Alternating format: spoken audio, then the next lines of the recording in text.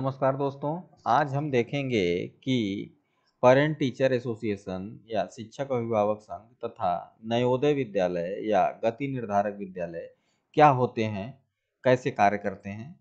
तो सबसे पहले पेरेंट टीचर एसोसिएशन की बात करते हैं। शिक्षक अभिभावक संघ। शिक्षक अभिभावक संघ वास्तव में टीचर्स और पेरेंट्स का एक ऐसा संघ है जो छात्र की उन्नति या उसके विकास या कल्याण के लिए कार्य करता है।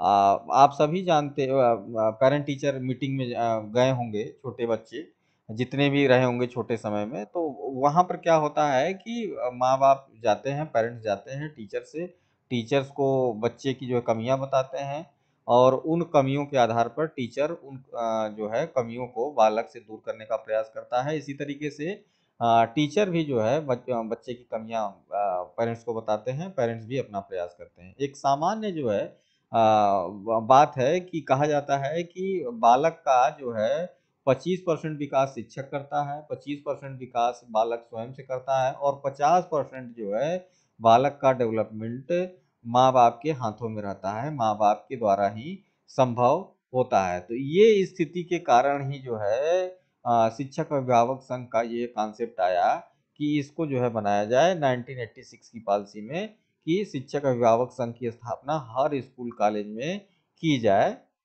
क्योंकि माना जाता है कि जो है जो बालक होता है, बच्चा होता है, वो अपने टीचर से ज़्यादा समय अपने माँ बाप के साथ रहता है। ऐसी स्थिति में जो माँ बाप हैं उसके विकास में ज़्यादा से ज़्यादा योगदान कर सकते हैं टीचर की अपेक्षा। तो दोनों का सहयोग लेना अति आवश्यक है। ये इस जो है पेरेंट टीचर एसोसिएशन का कॉन्सेप्ट है जिस पर ये काम करता है। अब बात करें कि इसका स्वरूप कैसा होना चाहिए पेरेंट टीचर एसोसिएशन का। तो पेरेंट टीचर एसोसिएशन जो बनाया जाता है हर स्कूल कॉलेजों में, उसमें जो है जो उसका अध्यक्ष होता है वो विद्यालय का जो है प्रिंसिपल होता है, तो वो चेयरमैन रहेगा। इसके बाद जो है विद्यालय के सभी वर्गों के समानुपात में अभिभावकों की आम सभा द्वारा नामित जो है 15 सदस्य जो है पेरेंट टीचर एसोसिएशन में सम्मिलित रहेंगे पेरेंट्स की तरफ से। जो सामान्य जो है आपके सदस्य कहलाएंगे, जिसमें महिला पुरुष दोनों का जो है अनुपात रहेगा। इसके बाद तीसरे जो लोग जो रहेंगे 5 अध्यापक प्रतिनिधि रहेंगे, पहला प्रिंसिपल, फिर 15 जो है आपके पेरेंट्स, फिर 5 टीचर सामान्य जो है जनरल मेंबर के रूप में रहेंगे, जिसमें जो टीचर्स में कम से कम 2 महिला टीचर्स अवश्य होनी चाहिए 5 में से।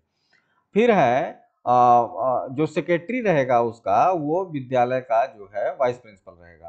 तो ये पूरा जो है फॉर्म होता है। 4 लोग 4 क्षेत्रों से लोग मिलते हैं, पहला प्रिंसिपल, दूसरा पेरेंट्स 15, इसके बाद 5 टीचर और सेक्रेटरी के रूप में वाइस प्रिंसिपल।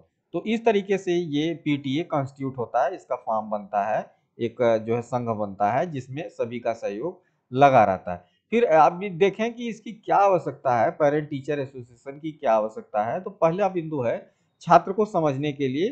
तो क्यों भाई अंडरस्टैंडिंग द स्टूडेंट, तो क्यों छात्र को समझना चाहिए, ये थोड़ा सा देखने वाली बात है। क्योंकि जो है पेरेंट्स टीचर एसोसिएशन में पेरेंट्स भी मिलते हैं आके टीचर से और टीचर्स भी जो है छात्रों से उनके माँ बाप से मिलते हैं।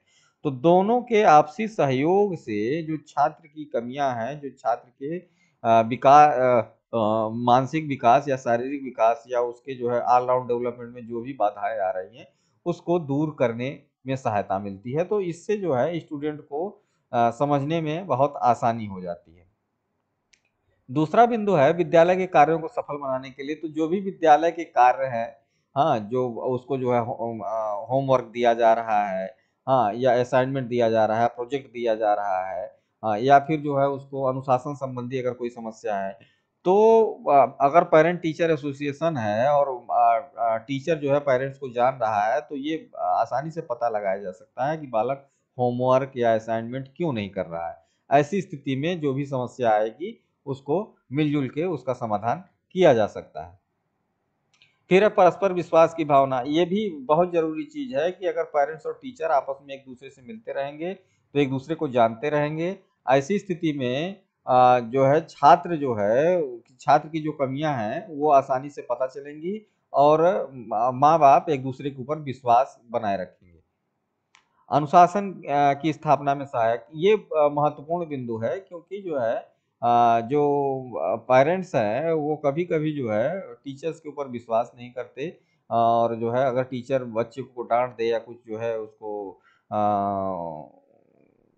हार्ड वर्ड बोल दे, तो ऐसी स्थिति में माँ-बाप को ये डर रहता है कि जो है कहीं हमारे बच्चे के साथ मिसबिहेव तो नहीं हो रहा है। हाँ, ऐसी स्थिति में जो है या फिर बालक जो है विद्यालय में कुछ उल्टी-सीधी एक्टिविटी करता है, ऐसी स्थिति में उसके माँ-बाप तक जो है अगर सूचना पहुँचा दी जाए, तो ये चीज़ें जो है आसानी से रुक सकती हैं और अनुशासन को बनाने में बहुत मदद मिलेगी। हाँ, विद्यालय समुदाय को में निकटता आएगी, पेरेंट टीचर जो है अगर मिलते हैं तो ज़ाहिर-सी बात है कम्युनिटी सोसाइटी एक-दूसरे के निकट आएगी। फिर है, इसके कार्य क्या हैं शिक्षक अभिभावक संघ के, एक-एक करके देखें तो। विद्यालय के शिक्षा संबंधी उद्देश्यों तथा उनको प्राप्त करने के कार्यक्रमों में अपना सुझाव दे सकते हैं पेरेंट टीचर एसोसिएशन के जो सदस्य हैं। ऐसे बालकों की आर्थिक सहायता करना जो निर्धन है, तो पेरेंट टीचर एसोसिएशन चाहे तो उनकी भी मदद कर सकता है। फिर है, विद्यालय में स्थान भाव तथा भौतिक साधनों की कमी को दूर करने के लिए समुदाय से धन संग्रह किया जा सकता है। समस्यात्मक बालकों को सुधारने के लिए शिक्षक एवं अभिभावक मिलकर उपायों पर विचार कर सकते हैं। फिर अध्यापकों को समाज में उत्सव पर सम्मानित करना, हाँ, समय-समय पर मोहल्ले की संघ की बैठक बुलाना तथा समस्याएँ जो हैं उसका समाधान करना। तो ये कुछ बिंदु हैं जिसके आधार पर जो है शिक्षक सॉरी पेरेंट टीचर एसोसिएशन काम करता है। हाँ, अब देखें हम कि नवोदय विद्यालय क्या है। नवोदय विद्यालय कभी-कभी शॉर्ट नोट्स वगैरह में आप लोगों के जो है उसमें पूछा जाता है। नवोदय विद्यालय को गति निर्धारक विद्यालय या पेस सेटिंग स्कूल भी कहते हैं। ये इस कॉन्सेप्ट पर बनाया गया है कि जो प्रतिभाशाली बच्चे हैं दूर दराज क्षेत्रों में, गांव के क्षेत्रों में, अगर उनको जो है उनमें प्रतिभा है, तो ऐसे बच्चों को स्कूल या विद्यालय उनके पास ही खोले जाए, उनकी गति को निर्धारित किया जाए, उनके आसपास विद्यालय बनाए जाए। हाँ, ये 86 की पॉलिसी में डिसाइड किया गया, और 86 की पॉलिसी में नवोदय विद्यालय के रूप में इनकी स्थापना की बात की गई, जिसका मुख्य उद्देश्य था कि जो प्रतिभावान बच्चे हैं उनके आसपास ही विद्यालय खोले जाएं। ठीक है, तो राष्ट्रीय शिक्षा नीति 1986 में विषमताओं को दूर करने तथा बालकों को विशिष्ट आवश्यकताओं को ध्यान में रखते हुए उन्हें शिक्षा के समान अवसर उपलब्ध कराने पर बल दिया गया। इस उद्देश्य से विशेष प्रतिभावान जो बच्चे हैं, हाँ, उनके लिए जो है ये खोला गया। तो इसके क्या उद्देश्य है नवोदय विद्यालय के, उसको देखें। तो जो एससी एसटीज या जो है जो पिछड़े बच्चे हैं, उनको जो है शिक्षा प्रदान करने के लिए, जो प्रतिभावान बच्चे हैं उनको शिक्षा प्रदान करने के लिए देश में से विभिन्न भागों से आए प्रतिभावान बालकों को, अधिकतर ग्रामीण बालकों को एक साथ रहकर पढ़ने का अवसर देना। तो जो ग्रामीण क्षेत्र के बच्चे हैं और जो दूसरे क्षेत्र प्रदेशों के बच्चे हैं, दूसरे क्षेत्रों के या शहरी क्षेत्रों के बच्चे हैं, दोनों को एक साथ रख कर पढ़ाने की बात इसमें की गई है। उनकी क्षमता को विकसित करना, विद्यालय उन्नयन के राष्ट्रव्यापी कार्यक्रम को उत्प्रेरक कार्य करने के लिए कि जो भी विद्यालय के कार्यक्रम है उनको जो है ज़्यादा से ज़्यादा बढ़ाया जाए। तो 1986 में ये कार्यक्रम शुरू किया गया। तो सबसे पहले जो है हरियाणा में और एक महाराष्ट्र में विद्यालय, नवोदय विद्यालय स्थापित किए गए। इसके बाद देश के विभिन्न प्रदेशों में जो है विद्यालय स्थापित किए गए। अभी तक करीब 300 विद्यालय जो है खोले जा चुके हैं नवोदय विद्यालय। नवोदय विद्यालय में कक्षा 6 से 12 तक की पढ़ाई होती है। ये सीबीएसई बोर्ड से संचालित होते हैं। हाँ, इसमें कक्षा 6 से लेकर 8 तक जो है क्षेत्रीय भाषा या रीजनल लैंग्वेज में पढ़ाया जाता है। अंग्रेजी और जो है हिंदी पर विशेष ध्यान दिया जाता है। फिर 9 से 12 तक विज्ञान तथा गणित की शिक्षा का माध्यम जो है अंग्रेजी हो जाता है। सामाजिक विषय का माध्यम जो है आपका हिंदी रहता है। नवोदय विद्यालय आवासीय होते हैं, रेजिडेंशियल होते हैं। यहाँ पर जो है रह कर पढ़ने की व्यवस्था रहती है, हॉस्टल रहते हैं, मेस रहता है। तो यहाँ पर बच्चे जो है अपना रह कर पढ़ाई करते हैं। इनमें छात्र छात्राओं की अलग अलग छात्रावास की व्यवस्था रहती है। ये पूर्णतः निःशुल्क शिक्षा व्यवस्था रहती है। इसमें जो प्रतिभावान बच्चे हैं वो जो है एंट्रेंस देते हैं, पास हो जाते हैं, तो यहाँ पर फ्री में एडमिशन हो जाता है। 6 से 12 तक अपना फ्री की पढ़ाई करते हैं, रहना खाना सब कुछ वहाँ पर फ्री रहता है।